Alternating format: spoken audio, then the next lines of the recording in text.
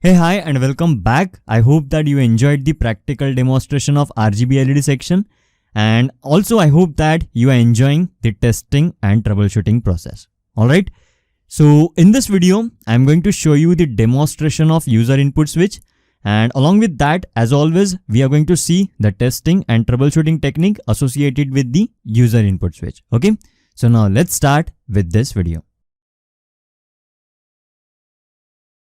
So now let me tell you what you're going to learn in this video. So as always, the first point is practical demonstration. And in practical demonstration, first of all, I will show you the program flow, okay? And later I will show you the practical demonstration of user input switch, okay? And then the next point is testing and troubleshooting of user input switch. So I will discuss the testing and troubleshooting technique. And in the end, we will discuss the mistakes that you should avoid while dealing with the user input switch. Okay, so that's how basically we are going to cover this video. Now let's start with this point, which is practical demonstration, and prior to that we are going to discuss the program flow. Okay, so you already know that, right? So now let's start with this point. So now let's see the code that we are going to program in the microcontroller. So the first point is MCU start. So as soon as the system is powered, the controller will get start, okay? And then the next point is read the port C first pin. So controller is actually going to read the first pin of the port C, which is basically PC1. So it's going to read the port C's first pin. Then the next point is if the logic on PC1 is 0, then switch on blue LED and switch off red LED, okay? So if the state of this particular pin is 0, or if there is a logic 0 on this particular pin, then controller is going to switch on the blue LED and it's going to switch off the red LED, okay? And after that, the last point is if logic on PC1 is 1, so if the state of this particular pin is 1, then switch off blue LED, and after that it's going to switch on red LED, okay? So that's how basically the simple code is, which we are going to program in the microcontroller. If the state of this particular pin is 0, then blue LED will get switched on and red LED will get switched off. And if the state is 1, then blue LED will get switched off and red LED will get switched on. Okay. So now let's program this code in the controller and let me show you the practical demonstration. Alright, so now let's program the code in the controller and let's check the user input switch section. Okay.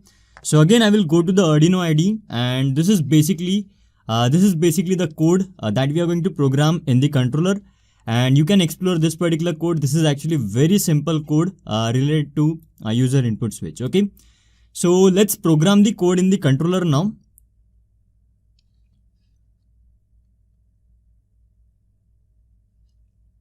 Alright, so it's uploading the code now, and the code is uploaded, and you can see this LED is actually switched on and the color is red. Okay. Alright, so you can see the LED is now switched on, and when I press this switch, the LED color is now changed to blue color, and when I release this switch, the color is now changed to red color. If I do once again, then again you can see the color is now changed to blue color, and when I release it, so the color is now red color. So I can press it multiple times like this.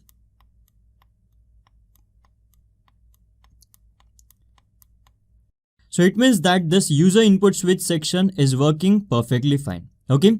Now let's talk about the testing and troubleshooting of this user input switch section. So now let's test this user input switch section. So first of all, I'm going to connect this negative terminal of the multimeter to the negative terminal, or I can connect it to the ground terminal of the hardware. But instead of that, I'm going to connect this negative terminal of the multimeter to the negative terminal of power source. So let me show you first. So here you can see this is basically the negative terminal of lab bench power supply. So I'm just going to connect, or I'm just going to fix this negative terminal of the multimeter in this alligator clip, so that I don't have to hold this, this probe of the multimeter while testing the user input switch section. Okay, so this is how you can actually attach the probe, the negative terminal of the multimeter to the negative terminal of lab bench power supply. So I will just fix it properly. All right. So now let's talk about the testing and troubleshooting of user input switch. So if the user input switch is not working, then the most important thing that you have to do is you have to check the point where you have connected the user input switch. So I'm just going to tap this particular point, and after tapping this point, or tapping means I'm going to connect the positive terminal of the multimeter at this point, and with that we should actually get 4.98 volt or the supply voltage on the multimeter. So you can see on the multimeter we are actually getting the 5 volt or 4.98, 4.99 volt on multimeter. This means that everything is fine at this moment, okay? We are getting this particular voltage because the user input switch point is actually pulled to power supply voltage with the help of pull-up resistor, okay? After that you have to press the switch and you have to check, okay? I'm just going to press the switch now. So after that you have to press the switch and you have to check whether you are getting 0 volt on the multimeter or not. So you can see on the multimeter we got the 0 volt. So I will press the switch once again. So you can see on the multimeter we got 0 volt. It means that now the switch point is actually connected to the ground, okay? So this actually indicates that everything is perfectly fine with the switch. So if the switch is not working, then the first thing that you have to do is you have to check this point, and this should give you, 5 volt on the multimeter or the supply voltage on the multimeter. And if you are not getting the 5 volt on the multimeter, it means that this particular point is actually either it is connected to the ground from somewhere, or the pull-up resistor is not connected on this pin. So it has actually two meaning. And another point is, if you are getting 5 volt here and after pressing the switch, if you are not getting the 0 volt at this point, it means that there is a problem with the switch and you will have to replace the switch, okay? Or you can also check the soldering part of the switch. You can check whether if there is a dry solder, okay? And you can solder the switch once again, okay? So that was all about the testing and troubleshooting of the switch section. There is actually nothing complicated, when it comes to testing the switch. Everything is very simple. So that was all about testing and troubleshooting of switch. And regarding the mistakes, there are actually not much mistakes to share.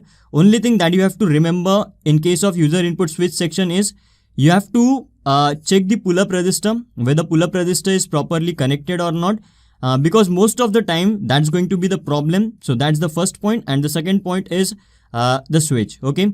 So there must be the problem in the switch. So there are only two suspects.